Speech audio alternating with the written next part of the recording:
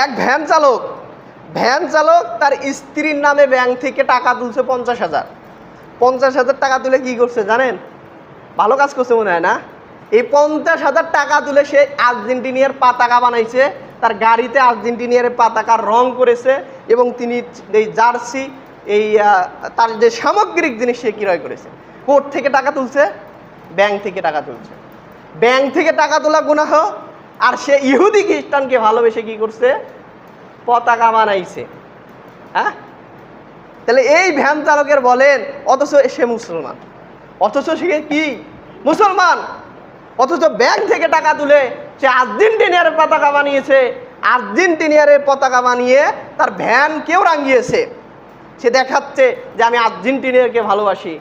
তো কতটা মস্তিষ্ক বিকারগ্রস্ত হলে একটা লোক এইরকম করতে পারে, কতটুক ভালোবাসা থাকলে এই লোকটা এই কাজ করতে পারে একবার ভাবেন।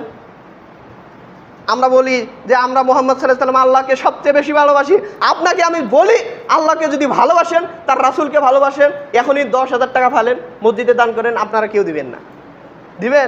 দিবেন না। অথচ আল্লাহ এবং তার রাসূলের সর্বোচ্চ ভালোবেসে 10,000 টাকা দিতে আমরা পাচ্ছি না।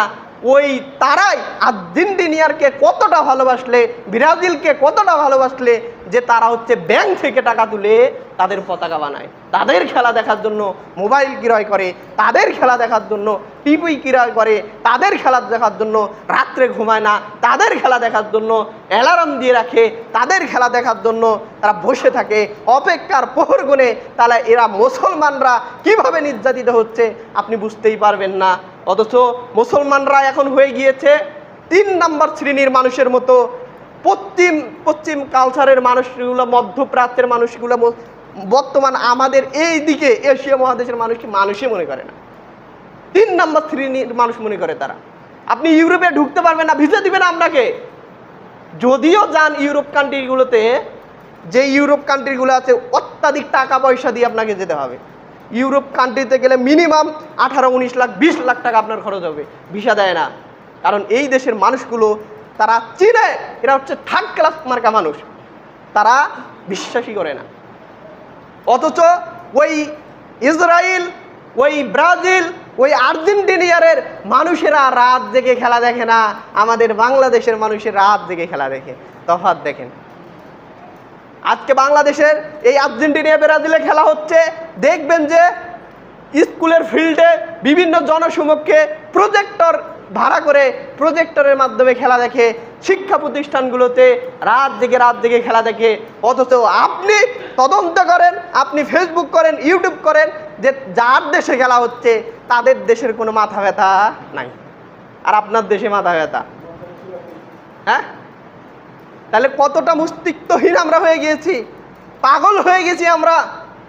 যার ওই যে একটা প্রবাদ আছে না, যার বিয়ে তার নাম নাই, পাড়াবর্ষী ঘুম নাই।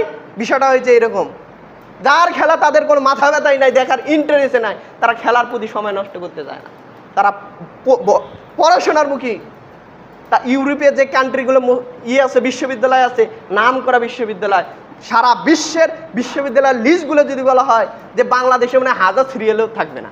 বাংলাদেশের যে শিক্ষা প্রতিষ্ঠানগুলো আছে, পাবলিক প্লেস বিশ্ববিদ্যালয়গুলো আছে, 1000 সিরিয়ালে থাকবে না। অথচ উন্নত সেই বিশ্ববিদ্যালয়গুলোতে খেলার নাম গন্ধ পর্যন্ত নাই। তারা বাচ্চাদেরকে মোবাইল দেয় না, আর আপনার বাচ্চাদেরকে 6-7 বছর হলে মোবাইল হাতে দেন। তাদের বাচ্চাদেরকে পড়াশোনামুখী করে। আপনার ধর্মগ্রন্থ নিয়ে এই ইহুদিরা 6 ঘন্টা পড়াশোনা করে, আপনি কয় ঘন্টা করেন? কারণ